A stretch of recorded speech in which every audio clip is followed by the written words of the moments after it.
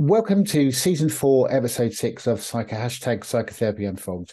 As you know, I'm Mark Fielding, psychotherapist and relationship counsellor, and your host. Today, I have the pleasure of interviewing Michael Darby, clinical lead for children and young people and the family team in Melbourne, Australia. Is that right, Michael? Yeah. Yes, I'm the clinical lead for in the sexual abuse sector for children and young people and families. Fabulous. So thanks for that, Michael. I mean, I looked before the show, as I always do, I guess. I looked through your LinkedIn profile. And goodness me, you have so much experience in so many different areas that we'll try and touch on a little bit. We're going to talk about shame as well. But I just wanted to kick off, Michael, and just ask you a little bit around family therapy, if that's okay. We've never had a family therapist on the show. And maybe you could just say a little bit for our listeners about what it is, what you do, just anything you think will be helpful for our listeners to know. Yeah. So kind of in my career, I've worked with children and young people for the majority of it, so for about 15 years. And what I've noticed is that to create change, you have to work with the family and the family system. So that's where I studied and got my master's in family therapy. To really create long-lasting change. We talk about first order change, which is, just the initial, often behavioral change. And then what you want is the second order change, more of a long-lasting.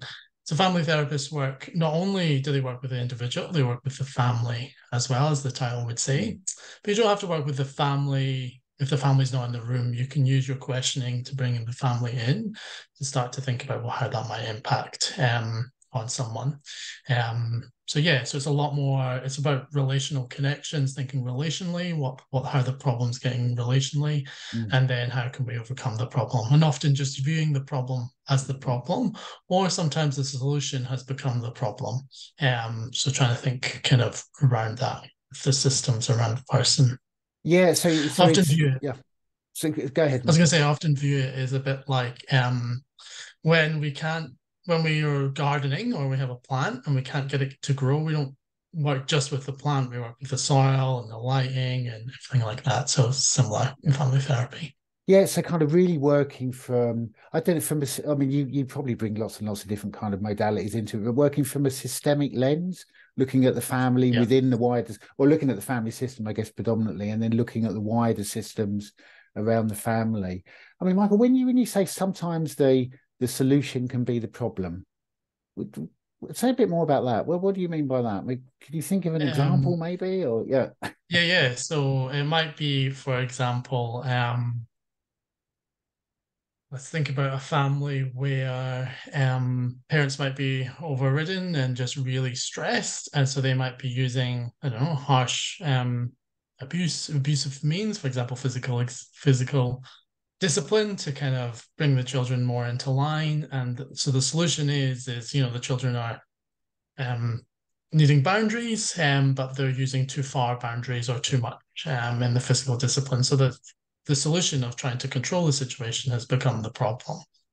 So then it's working on, well, what other solutions can we look at for this situation?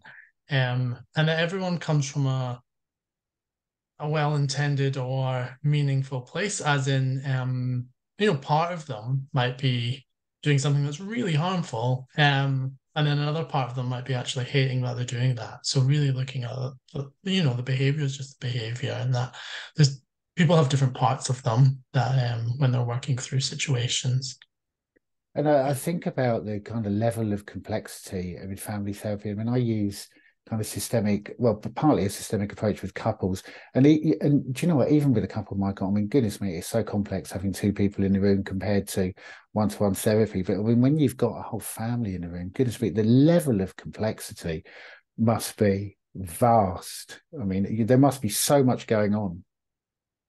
Yeah. There's so much going on. There's so much to draw from. And my favorite probably approach in family therapy is the Milan family therapy that introduced circular questions. So instead of asking someone a direct question, maybe asking someone else. So it might be, Mm. hey Mark, what do you think might be going on for Michael as we're talking through this podcast today? For example, that's a circular question. Yeah. What it does is it creates actually a reframe in the family, because you would guess what might be going on for me.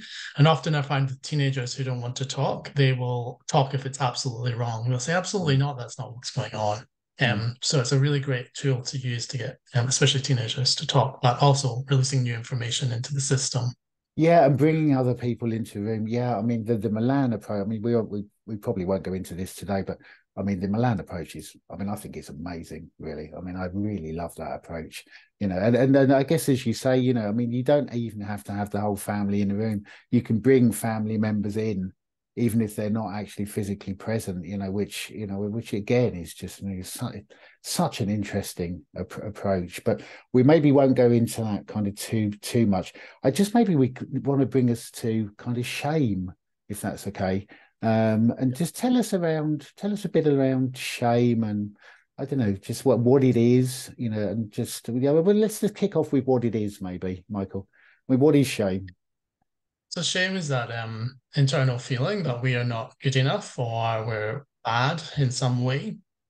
And shame evolved through when were living as a tribe. So we lived in a tribal sense to keep ourselves safe, and it was to stop us from doing behaviors that weren't agreed. So shame will work if we've agreed on values and rules, and if we step outside those values and rules, then we'll feel shame, and often shame will stop us in our tracks and then bring us back to the tribe, to bring us back to connect. So a really great example of that is where have been COVID. So here in Australia, we had to wear masks and lockdowns. Um, and so if we, for example, if we're sitting outside a shopping centre and we needed to put our mask on and maybe we'd forgotten one, we might not have gone into that shopping centre because we might feel like we would be shamed if we were to walk through the shopping centre without a mask. Or sometimes people who had exemptions and medical exemptions felt shame for not wearing a mask. So shame can be really helpful emotion because it can help us in behaviors, but it can also be quite toxic when it's what we talk about mistaken shame. So mistaken shame is when we actually haven't done anything wrong, Yeah, and we feel shame, and that's kind of mistaken and can get toxic. So we see that in victim survivors of sexual abuse or family violence. And yeah, if people think that shame's like, think about it this way: if shame wasn't a good emotion or a healthy emotion to feel, then if someone goes and murders someone, for example, and they don't feel shame, often as a society we get outraged and we shout, well, they should be ashamed of themselves, you know. So shame is actually a very healthy emotion.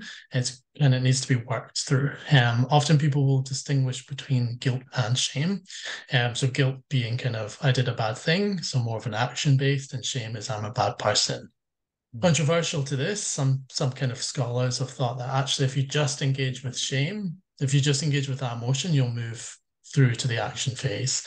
Because guilt, if you just look at guilt, then what can happen when someone's harmed someone is that someone can get off, as in someone who's been harmed or has done harmful behaviors could say, yeah, I did the behaviors, and then feel guilt about that. So they're in the guilt phase of action phase. But they haven't changed an affect. So they haven't changed their affect around shame and what that might mean and how that might impact someone. And what that leaves for the victim survivor is for them to feel really annoyed actually and a bit peeved, to be honest. So yeah, it's a bit the change of affect is really important that we see with shame, especially when harm's been caused.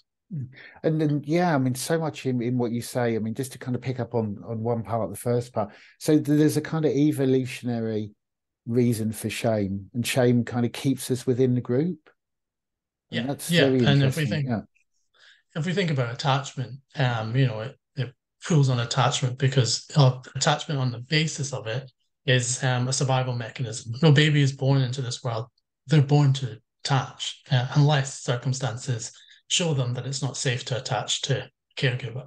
So we are born to attach to people, and we're born to create an attachment. And so shame is part of that. Is about driving to the survival needs of us to connect with people to survive. yeah, And if we don't, then there's a threat response that comes up. And that's often where you see sometimes shame. So, shame, there's the kind of cold wash of shame, like the inward feeling of shame that often people will be able to identify. But Alan Jenkins he's done a lot of work in shame and he's here in Australia. What he identifies with shame is, these kind of behaviors of denial, blame, minimizing behaviors, justifying behaviors for the harm that they've caused, yeah, distracting of thinking about what's happened, withdrawal, aggression and violence, and self-harm. And so sometimes they can be the behaviors that people struggle maybe with to understand that it might be shame, because shame is quite complex in the way sometimes it presents. And if you think about those behaviors and you think about the polyvagal theory, Yeah. shame sits in the like the frozen response. And so those behaviors are actually fight flight behaviors that you see kind of coming up to stop people moving directly into shame. And so what we do need to do with shame is get really curious about it to keep people in their ventral vagus nerve, to keep curiosity going. And in terms of your work with, you know, survivors of, you know, of kind of sexual abuse, could you maybe say a little bit more, Michael, around, you know, how shame kind of shows up? Yep. So with survivors of sexual abuse, it shows up throughout the whole family. Yeah. So often there's a bit of a gendered lens, especially if it's a male female parent, as in, you know, mother, father, or two caregivers, male, female. So often mothers will feel the shame of I should have known, because that's the society view of females should know what's going on for their children, and fathers often will say I should have protected, because Yeah. fathers are often seen as the protector. And actually, what's really interesting about fathers being protectors is it came up. I was listening to the radio here in Australia, and it was about Prince Harry and Meghan Markle when they left the family, the royal family, and there was a conversation about why Harry had done that. And one kind of very Australian, kind of very working kind of guy phoned through with a very Australian accent saying he was just trying to protect his family. All males feel this; they have to protect their family. And again, just hit me that that's so strong in society around males protecting and females having to know or be attuned to what's going on for their children. So shame can show up in that way for victim survivor families, Mm. and then for the person who's been harmed, the child or young person, can show up as mistaken shame as like I should have. It's my fault. I put myself in those positions. Or grooming can come through. Yeah. Um, yeah, and then just the whole kind of shame around I've caused harm to my parents. They're in so much upset, so it really just like goes through the whole family. And then often siblings can either I should have known or I should Yeah. have protected or this is really yucky stuff and I don't want to be part of it. So yeah, it can be really, really difficult for families. Yeah. I mean, it's so interesting. I mean, so shame really kind of it ripples through the whole family system in different ways. There's different gendered responses to it, and the victim, you know, of the survivor of the sexual abuse, they can often end up blaming themselves, feeling shame. Yeah. Yeah. Yeah. So that's quite a common Yeah. feeling. And yeah, often there was a Lou Theroux did a documentary called Mothers on the Edge, probably in 2020, 2021. And there's a really kind of key kind of clip where there was a female. So Mothers on the Edge was about mums being in an inpatient ward in the UK for mental health. And one of the mums had been sexually assaulted 2 years prior to the child being born, and the child was born to the like her husband. And so anyway, she had it kind of been a triggering event because there'd been like medical complications and there'd been people touching kind of her vagina, and that had been really intense for her and really triggering for her.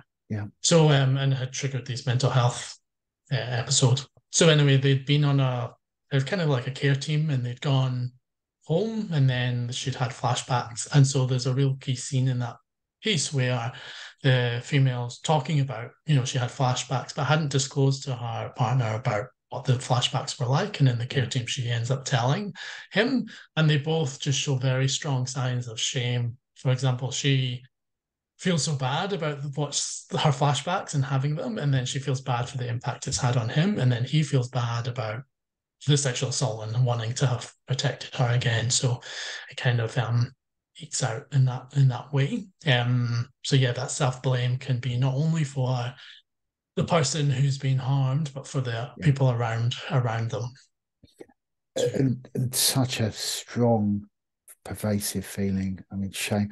I mean, this may be difficult for you to, answer, Michael, because I guess it depends on the individual and the family. But how generally do you work with shame? I mean, are there any kind of generic, kind of therapeutic interventions you might use?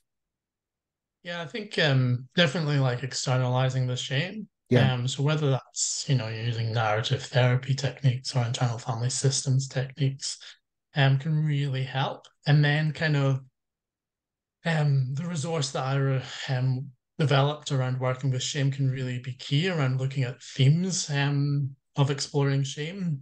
So, anger, denial, blame, Mm. all these type of things can really be helpful to start to explore, and just keeping that level of curiosity. But, using those parts works around, so there's part of you that might feel shame, for example, and, what does that part want you to know about Mm. the feeling that you're feeling?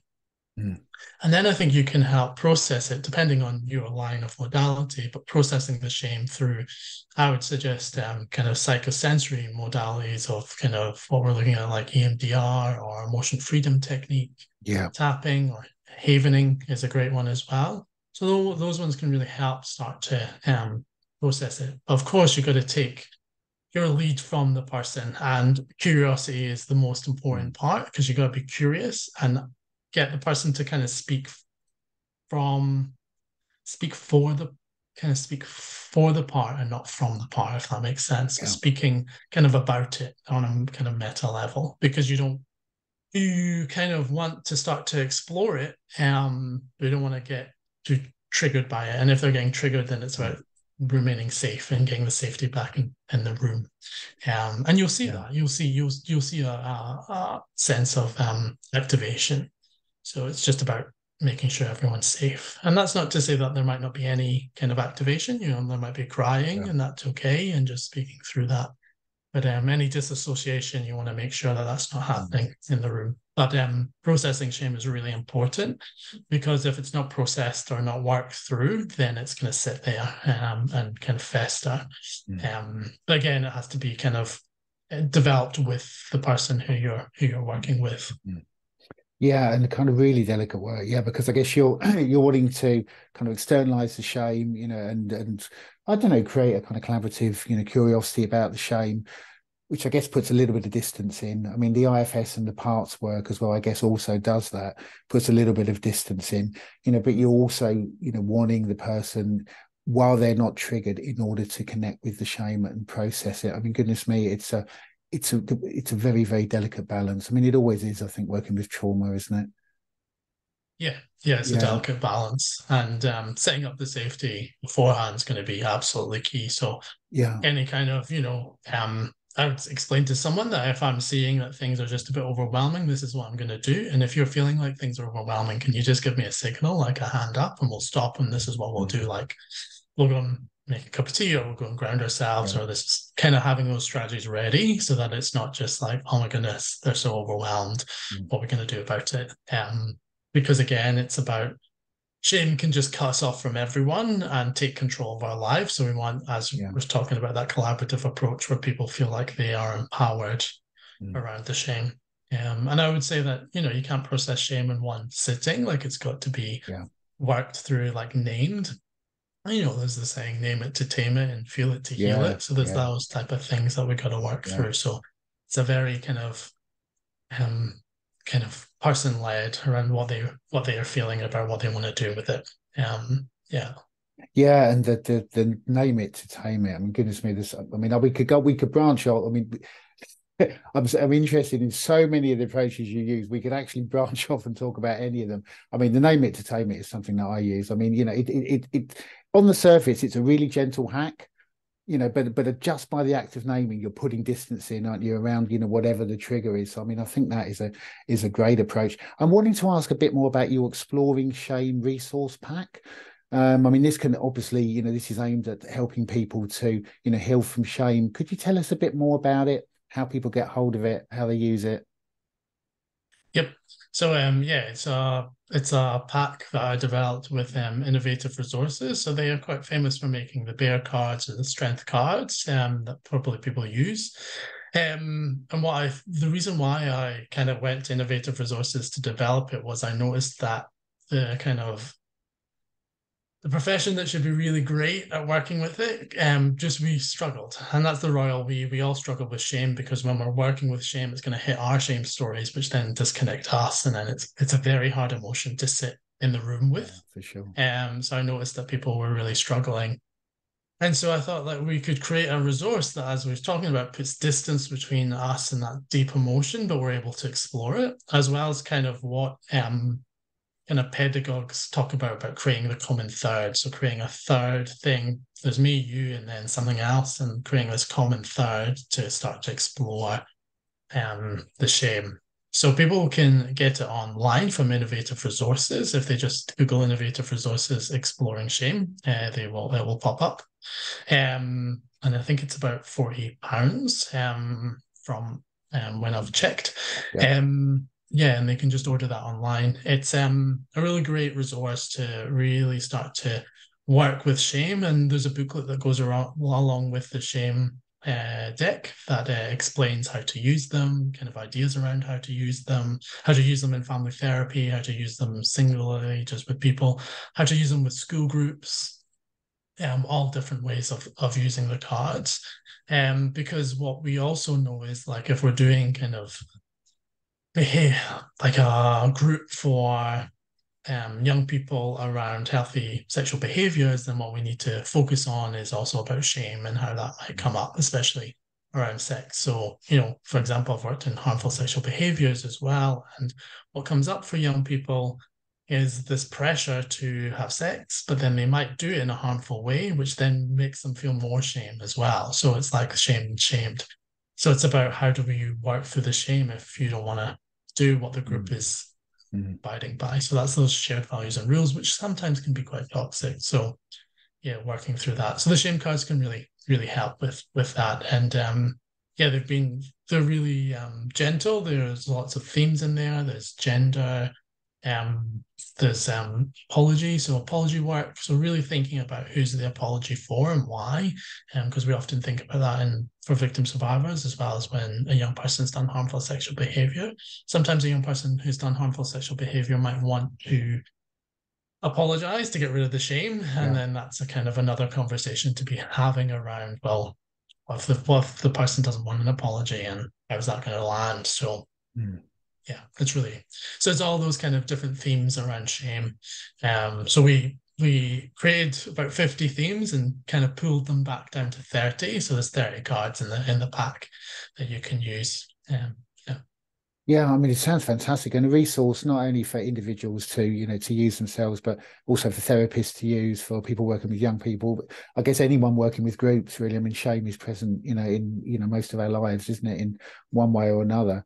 Yeah, I mean, and obviously we'll put all of the links, for our listeners on all of our social media sites. If they want to get hold of the shame cards, just check out our social media. We'll also have it on the the link to this podcast. I mean, it's such an interesting subject. I mean, I'm rewinding a little bit. You mentioned EMDR. I mean, I'm not trained to use EMDR, but that being said, I mean, I've actually had EMDR, and wow, it's such an effective therapeutic method. I wonder whether you could just say a little bit more about EMDR and your experiences with it, because I know you use EMDR, don't you? Yeah, I use EMDR and havening as well. I find havening quite effective, and they both work on the same kind of level. So when we bring up a memory, a traumatic memory, often through between two neurons in the neural network, this happens really quickly. So I'll describe it slowly, but it happens in the brain quickly. Is through one neuron, a big gamma wave comes down. At the end of the neuron, there's like salts and proteins released, which then connects onto another neuron. So it binds it together, and then that continues down, and another gamma wave comes up. When you start to bring up the memory and either use EMDR, emotional freedom technique, or havening, to any kind of sensory input, the gamma wave changes to a beta wave, which is a smaller wave that comes down, and reduced salts, like not as much salts and proteins are released. And so then it's hard for the neural connection. So it brings down the neural network down. So then the memory is not as traumatic. It's people won't be able to remember the memory as in as much detail. And so often EMDR will describe it as bringing up the short-term like working the short-term memory to process the short-term memory of the traumatic memory to put it back into your long-term memory. So that's how it kind of works. Either of like all three of those modalities work very similarly together. So yeah, it can be different ways. I find havening just maybe a bit easier for people to do. So havening is more of a touch base. I don't personally like to touch people unless they want to, and we sign an agreement, of course. Yeah. But they do the touch themselves, and I find that they're just more connected because the EMDR is great. It just can sometimes feel like if the eye, sometimes in EMDR what they use is, you know, the fingers that you follow can just feel a bit detached. It can feel quite lonely. Yeah.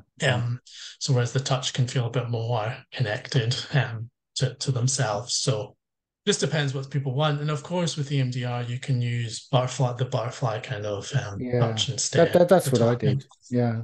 Yeah. So that can feel like better than the eye movement. So yeah, there's lots of different modalities that you can use with kids, like, you know, a slinky, kind of moving that so that the bilateral stimulation is coming in. So anything that's putting that bilateral stimulation in is going to help process the memory. Yeah, I mean, I'm just kind of going to repeat what I said at the start, Mike. I mean, goodness me, your toolkit is vast, isn't it? It really is, isn't it? I mean, I don't say that to flatter you. I mean, it is the truth. I mean, goodness me, you bring so much to the table in terms of, you know, being a therapist. I mean, what I normally ask this question at the start, actually, but what led you into the field? There's multiple things that led me in. So me and my sister's in the UK, and I grew up in the UK, grew up in Scotland. And she worked in residential care when I was younger, and I used to just hear lots of stories, and that was really interesting to me. And then at the age of 18, I went away and traveled and volunteered in an orphanage in India, and that was lots of fun. Just getting to know the kids and just a different culture. And then I came back and then just kind of landed into residential care, and then just kind of went from there. But my interest in shame kind of came up because of probably quite a personal story. My sexuality, I'm bisexual, and so I've had a lot of shame to grapple with in my life. And then the shame became quite intense here in Australia. In 2017, 2018, there was a vote to decide whether same-sex marriage would be legal or not. And it was a very intense time to kind of live through. And I noticed that my own shame was high during that time. And of course, I went to someone and kind of talked that through and worked that through. But I also, at the time, was also working in the sexual assault field and would notice that people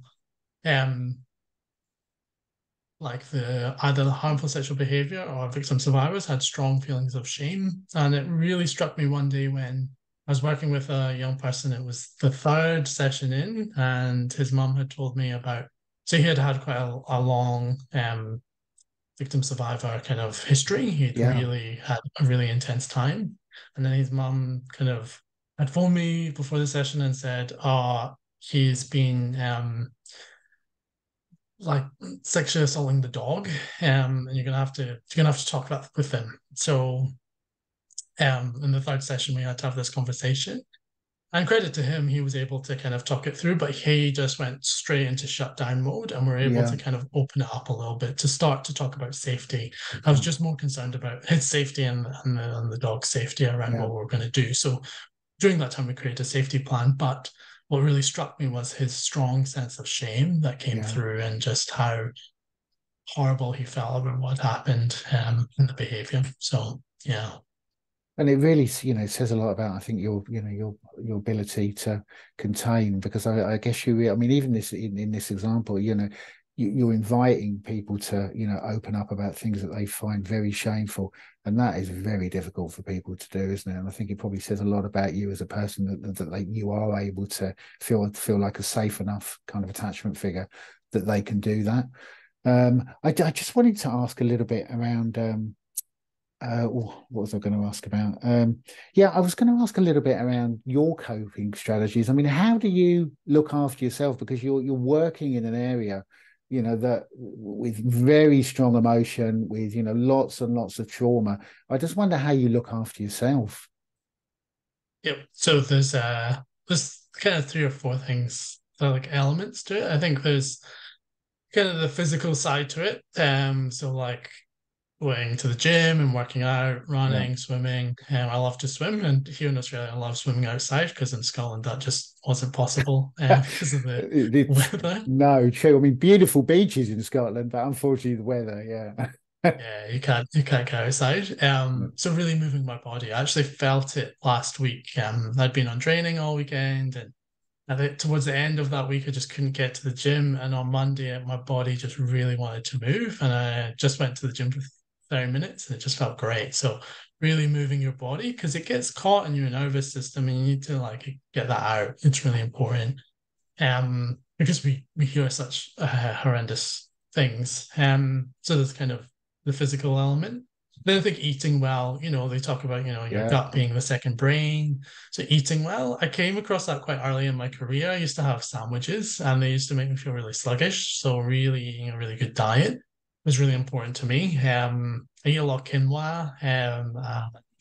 My partner, he is a pescatarian, so I don't eat a lot of meat, but when I do like meat. So yeah, I had to get creative with vegetables for us. So I like to eat a good diet. And then I think sharing your emotions and being vulnerable, I think leading with vulnerability is actually a beautiful Yeah. way. So connect Yeah. with people. Often at the end of the day, I do like a good hug from my partner just to kind of ground me, Yeah. which makes me feel really nice and wholesome. So yeah, talking about your feelings, talking about what's going on, if you're struggling, talking it through, which can be hard, like, you're Yeah. supposed to be this kind of person who's got it together, but everyone in the field has come in this field for a reason, and they'll have their own story of For why that sure. is. And I Yeah. think it's not about being shameful about that story, and it's not about telling everyone that we work with that story. Of course, they're coming to us to get that support, but I think it's about being aware of it and Yeah. that it's okay. Like it actually makes us stronger in the work because we know how that sense is. I think looking at the strengths is really important. Yeah, and just and having a good kind of group around you who can support you with difficulties or who understand what might be going on in the field. So yeah, that's probably the three or four things that I do to look after myself. Yeah, and I guess I mean just to pick up on one of them, leading with vulnerability. I mean, it makes me think of kind of Brené Brown and kind of her work. And yeah, I mean, leading with vulnerability is difficult often because of the shame, isn't it? But yeah, I mean, to try and be open, and also the physical touch from your partner. I mean, physical touch can be so grounding, can't it? Really, yeah. I mean, it is, and I guess clinical supervision as well. I mean, I guess you have Yeah, clinical yeah. supervision, which I kind of helps us all. I mean, conscious of the time, there's so many other things we could have talked about. I mean, we're going to maybe come to a conclusion. Is there anything that you would have liked to talk about that we haven't talked about today, Michael? I think shame is just such a vast topic that we could go in so Yeah, many different ways. And I would also be interested in what the listeners have to say, and if they're interested in any other topics, and happy to come back and maybe do another one if that's what yeah. they're interested in. Yeah, I mean that would be amazing. Yeah, I mean it'd be great to have you back and talk about, we'll talk about shame, but also talk about a little bit more about some of the therapeutic approaches. I mean, IFS, narrative therapy. I mean, there's so much that you bring. Also the Milan approach, which is also worthy of kind of talking about on a podcast. But I think for now, I just want to thank you so much for coming on, Michael. This is going to be a fascinating podcast for our listeners. And yeah, and maybe we'll see you again on the podcast at some stage. Great. Thanks, Mark. Really Okay. appreciate it. Thank you. Thanks.